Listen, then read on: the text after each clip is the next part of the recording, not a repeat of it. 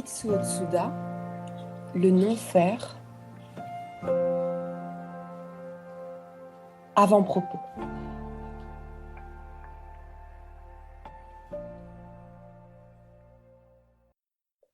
Depuis le jour où j'ai eu la révélation du pli, du souffle, j'avais alors plus de 40 ans, le désir ne cessait de grandir en moi, d'exprimer l'inexprimable, de communiquer l'incommunicable. En 1970, à l'âge de 56 ans, je quitte mon emploi salarié et me lance dans une aventure sans garantie ni promesse. Après avoir parcouru les États-Unis, j'arrive à Paris. Lorsque je décide non seulement d'y rester, mais d'y entreprendre quelque chose, mes amis français manifestent une grande surprise. Leur argument est ceci. Il est difficile d'entreprendre quelque chose de nouveau en France. Il y a tellement d'interdits que même pour nous, Français, il est déjà presque impossible de faire quoi que ce soit. À plus forte raison pour un étranger comme vous, à plus forte raison à votre âge. Ils ont certainement raison. À toute réponse, je dis « on verra bien ». J'aurais pu commencer tout aussi bien en Italie, en Angleterre ou partout ailleurs, où je n'aurais pas eu le même genre d'écueil, mais les écueils quelquefois, au lieu de me dérouter, m'intriguent et me stimulent.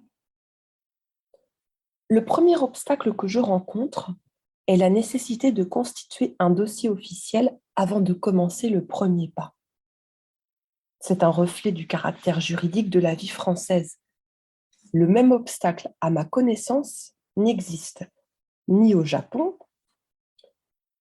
Note, pour moi, en tant que Japonais, j'entends, car les étrangers ont d'énormes difficultés avec l'immigration. Ni au Japon, ni en Italie.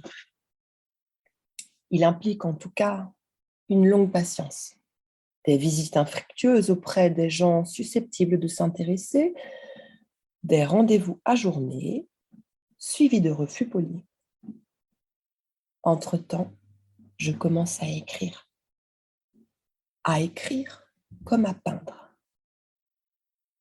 Je n'ai besoin d'aucune autorisation administrative. C'est la seule liberté dont je jouis alors de plein droit. Le travail n'est pas aisé. La première difficulté est naturellement d'écrire en français, langue que j'ai apprise à un âge adulte. La deuxième provient de la nature même du sujet. Celui-ci n'a jamais été traité en aucune langue, y compris le japonais, surtout sous l'angle et l'optique avec lesquels j'envisage son développement. En dépit de ces difficultés, je me passionne à écrire. En tout cas, ce serait la première fois qu'une matière aussi insaisissable aurait été traitée en une langue occidentale.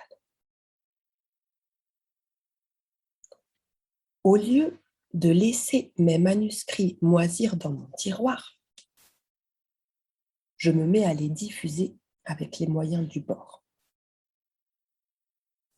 Curieusement, le nombre d'intéressés augmente petit à petit. Aujourd'hui, le nombre de fascicules atteint une vingtaine. J'accepte l'offre de l'éditeur de les publier. On constatera que chacun des articles présente une inégalité dans le ton, le style ou l'expression.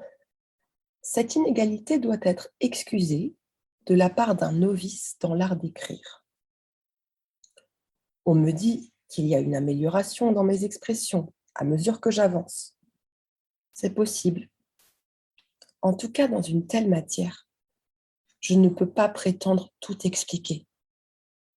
Si l'explication est complète, elle est inévitablement fausse. À tout prendre, je ne peux qu'indiquer. Je dois faire comme un muet qui essaie de communiquer quelque chose.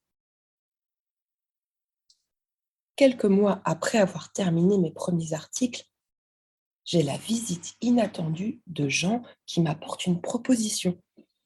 Ce sont ceux qui, lors de mon bref passage à Paris, début 1969, ont organisé une soirée de démonstration en ma faveur.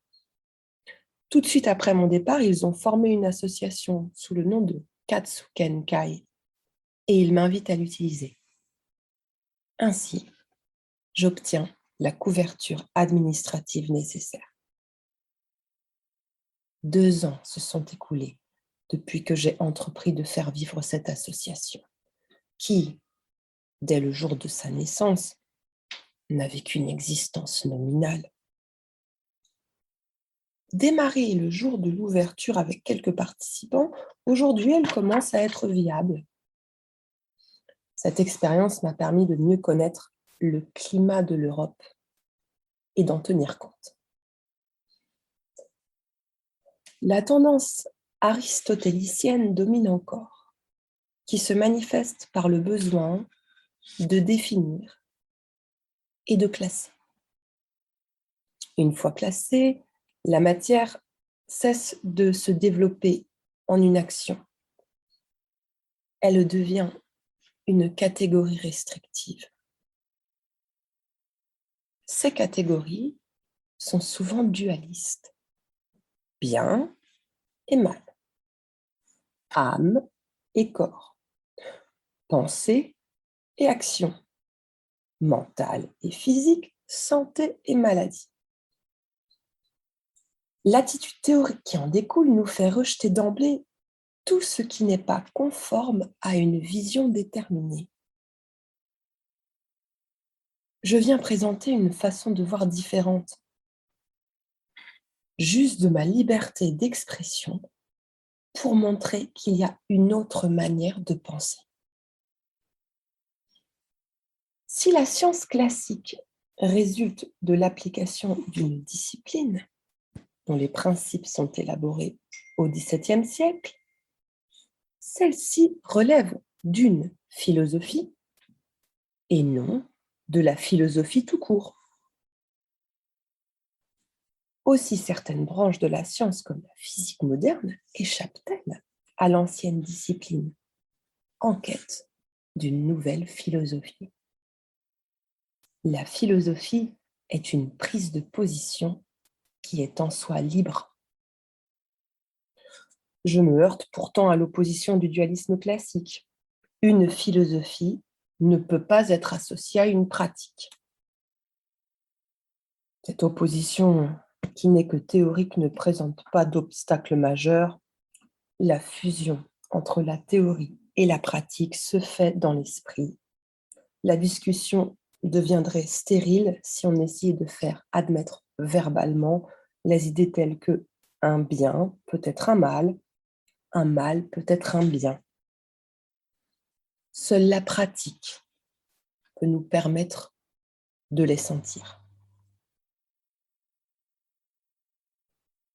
L'interdiction est la forme que l'Occident a adoptée pour se sauvegarder contre la chute dans l'anarchie. Elle prend une tournure plus subtile lorsqu'elle présente son revers de la médaille sous les noms de miracle, mystère et magie. Il ne se fait pas de lever les interdits pour qu'on devienne libre. À un système d'interdits succédera un autre système. Seule la respiration, en pénétrant en profondeur, pourra changer cette situation. Il serait vain de chercher en moi, comme on est habitué à le faire, mu par un esprit qui exige des preuves, des qualités que je ne possède pas. Un pouvoir extraordinaire, l'invulnérabilité, l'efficacité et toute la panoplie des séductions. Que suis-je à côté de la grandeur de l'amour cosmique de Maître Ueshiba, de la technique du non-faire de Maître Noguchi, ou du raffinement insondable de Maître Kansei Kasetsu, acteur du théâtre no. Je les ai connus tous les trois. 2 sont morts. Seul Maître Nobushi est en vie. Leur influence continue de travailler en moi. Ce sont là des maîtres par nature. Moi, je suis simplement un être qui commence à se réveiller, qui cherche et évolue. Une extraordinaire continuité d'efforts soutenus caractérise les œuvres de ces maîtres. J'ai l'impression de trouver dans un terrain aride des puits d'une profondeur exceptionnelle. Là où s'arrête le travail de catégorisation n'est que leur point de départ. Ils y ont percé bien au-delà. Ils ont atteint les veines d'eau, la source de la vie. Cependant, ces puits ne se communiquent pas entre eux, bien que ce soit la même eau qu'on s'y trouve. La tâche qui m'incombe est d'y dresser une carte géographique, d'y trouver un langage commun. Cette recherche du langage commun n'aurait pu être entreprise sans la formation que j'ai reçue de mes regrettés maîtres Marcel Granet, sinologue, et Marcel Mauss, sociologue, avec qui j'ai travaillé dans les années d'avant-guerre. Ils m'ont appris à dégager un fait dans des contextes inextricables, à mettre en doute les valeurs établies. L'Européen ne peut agir que si auparavant il en comprend la raison, d'où la nécessité d'un développement dans le domaine de la pensée. Ce travail peut être intéressant, car si l'Européen comprend, les autres peuples suivent. Ici, je dois insister de nouveau sur le fait qu'il n'y a pas une compréhension intellectuelle parfaite en cette matière. Il y a un monde de différence entre le fait d'avoir une carte montrant les sources d'eau et le fait de s'y désaltérer. Le langage peut nous faire comprendre aussi bien que nous tromper. Mon travail implique une recherche constante pour améliorer mon langage, mais celui-ci ne sera jamais définitif. Transposer le problème du qui dans le vocabulaire français, dont chaque mot subit l'impératif de se définir, de se limiter, est en soi contradictoire, car le qui est suggestif et illimité par nature. C'est ainsi que les difficultés ont surgi pour le choix du mot respiration. Ayant compris que mon terme a une extension trop vaste, certains ont suggéré de forger un nouveau mot. Ceci me conduirait à formuler une doctrine inaccessible. D'autres ont préféré le mot souffle. Ce dernier a une légère teinte occulte que j'ai préféré écarter. J'ai opté pour le mot simple et courant, tout en sachant les inconvénients que cela comporte. À l'heure où l'Europe commence à réfléchir sur son mépris traditionnel du corps, puissais-je espérer que ma petite contribution pourra aider l'humanité à sortir de la crise de civilisation. Paris, 7 juin 1973.